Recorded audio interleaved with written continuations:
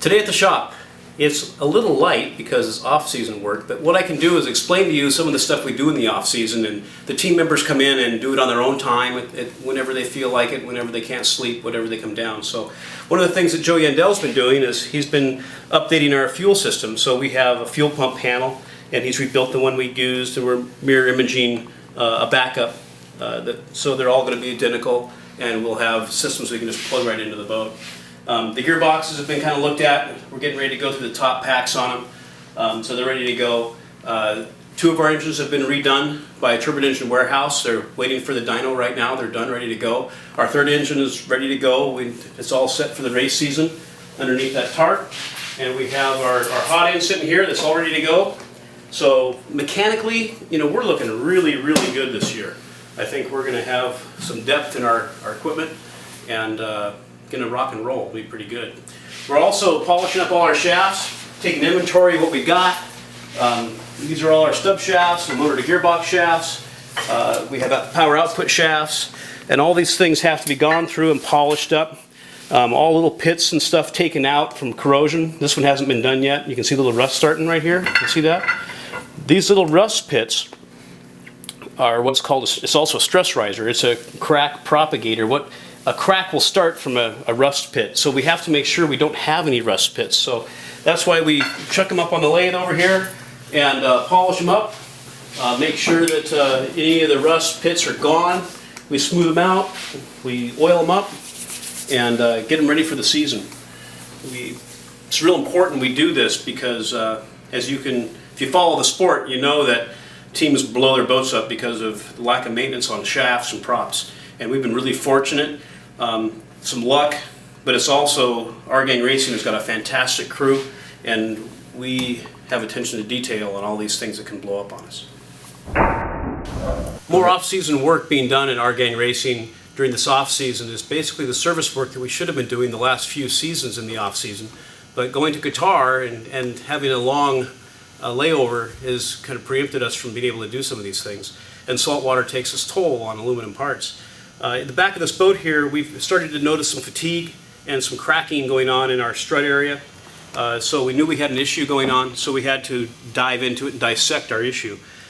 We found, fortunately, that our foam core is in really, really good shape. We had some issues with some debonding in some of our aluminum angles we have. You can see some corrosion. See all this corrosion? These are areas that lost its bond and started to corrode. This area was bonded, this area was bonded up in here, but you can see the corrosion. We didn't have any bond on this enforcement angle. This was in the back of the boat at one point in time here before I pulled it out. We also lost some of the bond with some of our doublers going to our strut on the bottom of the boat. That's these guys here, and we noticed we lost our bond. So out they come, and the plate on the bottom, we pulled it out too as well because we lost the bond of these. I wasn't sure how this aluminum doubler plate was going to be between here and the glass. But fortunately, you can see how ugly this looks, the corrosion.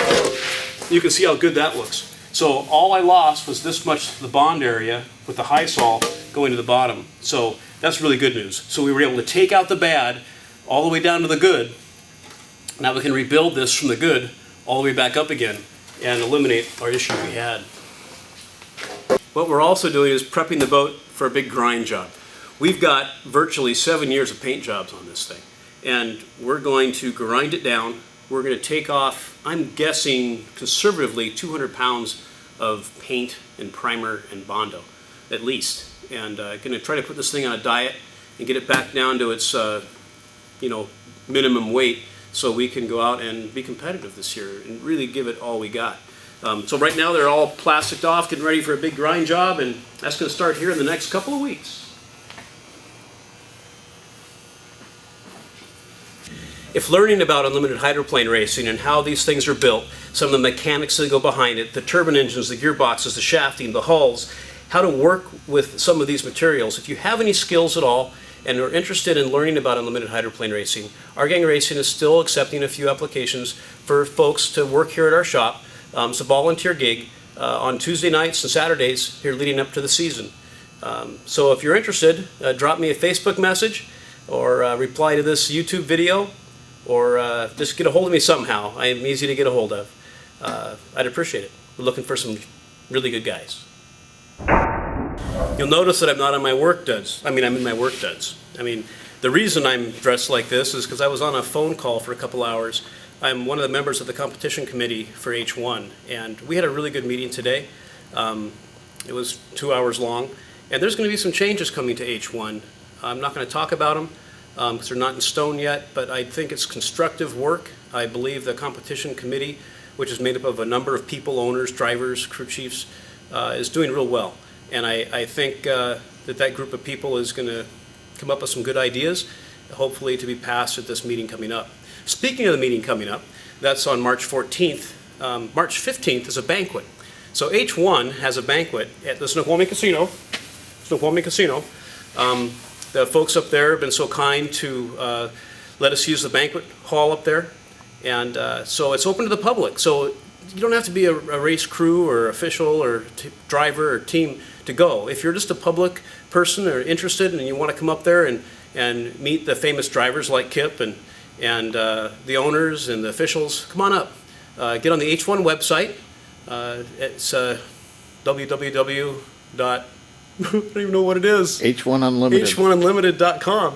And there'll be a link there for you to register. I know the deadline is coming up.